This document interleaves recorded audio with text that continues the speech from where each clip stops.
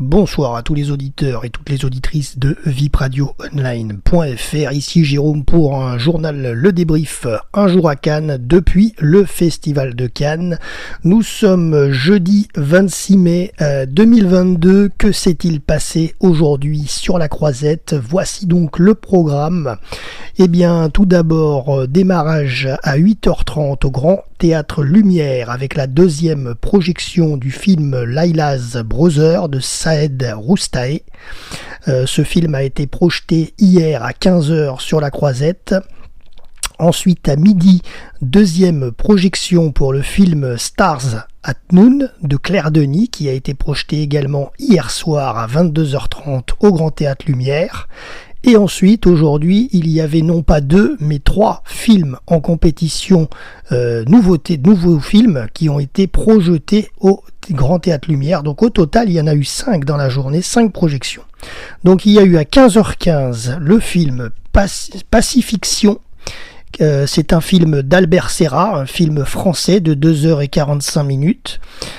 Sur l'île de Tahiti, en Polynésie française, le haut-commissaire de la République de Roller, représentant de l'État français, est un homme de calcul aux manières parfaites. Dans les réceptions officielles comme dans les établissements interlopes, il prend constamment le pouls d'une population locale, d'où la colère peut émerger à tout moment.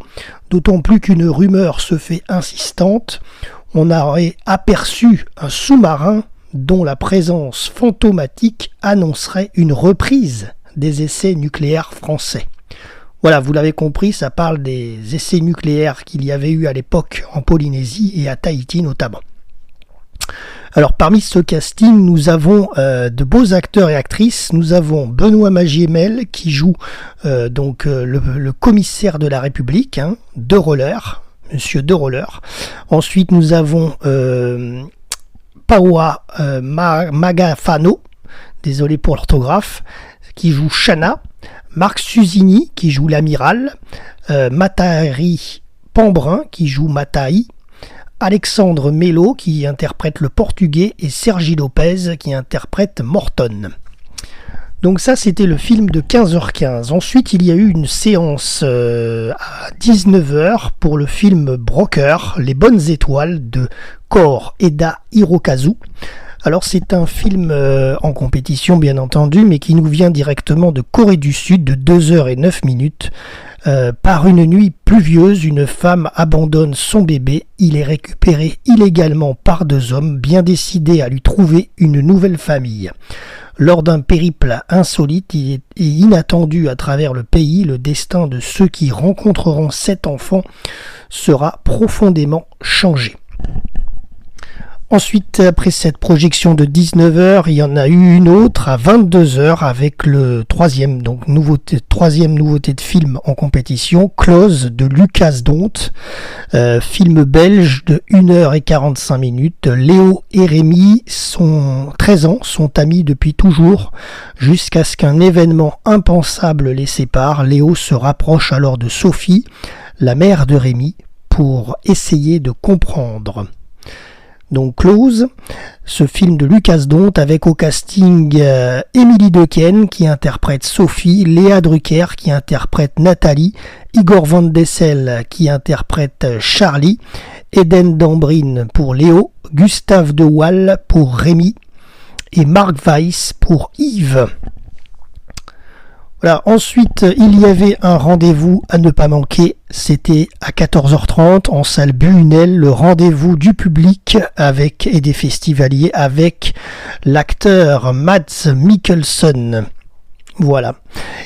Ensuite, nous avions au Grand Théâtre Lumière une séance de minuit en séance spéciale hors compétition avec le film Rebelle de Adil El Arbi et Bilal Fallah. C'est donc une séance de minuit 15 précisément. Alors voici ce film qui est belge de 2h15. Kamal décide de se rendre en Syrie afin de venir en aide aux victimes de la guerre, mais à son arrivée, il est forcé de rejoindre un groupe armé et se retrouve bloqué à Raqqa. Son jeune frère Nassim, qui rêve de le rejoindre, devient une proie facile pour les recruteurs du djihad. Leila, leur mère, tente alors de protéger son plus jeune fils.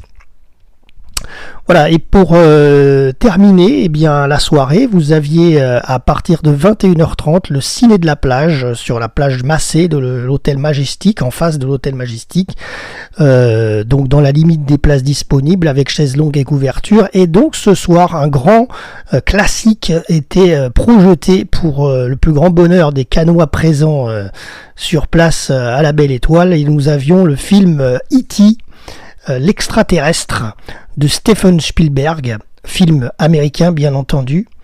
Donc l'histoire de E.T., l'extraterrestre et Elliot. Voilà. Ensuite, avant de clore ce journal, il vient de nous arriver, c'est le palmarès et la projection des films primés de la 25e édition de la CINEF. Sélection officielle des jeunes cinématographes. Alors donc la CINEF, le jury des courts-métrages et de la CINEF était présidé par Yousri Nasrallah, composé de Monia Chokri, Félix Moati, Jean-Claude Raspianguias, Laura Vandel. Ils ont décerné les prix de la CINEF aujourd'hui, ce jeudi 26 mai, lors d'une cérémonie en salle Buunel à 18h précisément. Suivi ensuite de la projection des films primés. La sélection comptait 16 films d'étudiants en cinéma, des jeunes cinémas donc, choisis parmi 1528 candidats en provenance de 378 écoles dans le monde. Voici donc les prix décernés pour le palmarès de cette 25e édition de la CINEF. Premier prix, Il Barbière, Complotista, réalisé par Valerio Ferrara. Deuxième prix, Somewhere, réalisé par Li Jia, ensuite, et qui nous vient de Chine. Le premier prix, c'est pour l'Italie, comme je vous disais, Valerio Ferrara. Le deuxième prix, donc, c'est réalisé par Li Jia, qui est de Chine. Ensuite, le troisième prix, ex-aequo, Glorious Revolution, réalisé par Masha Novikova, qui nous vient du Royaume-Uni. Et le troisième prix, donc, ex-aequo, Les humains sont cons quand ils s'empilent, réalisé par Lorraine Fernandez et qui nous vient de France. Concernant les récompenses, le premier prix de la CINEF est doté de 15 000 €, le deuxième prix 11 250 € et le troisième prix, donc ex-aequo, 7 500 €. Voilà, et la reprise de ces films primés seront projetés au cinéma du Panthéon à Paris le 31 mai prochain, donc la semaine prochaine à 18h30. Voilà, c'est tout concernant notre journal Le Débrief Un jour à Cannes depuis le festival. C'était Jérôme pour RVPB, vipradioonline.fr et à demain pour un prochain débrief.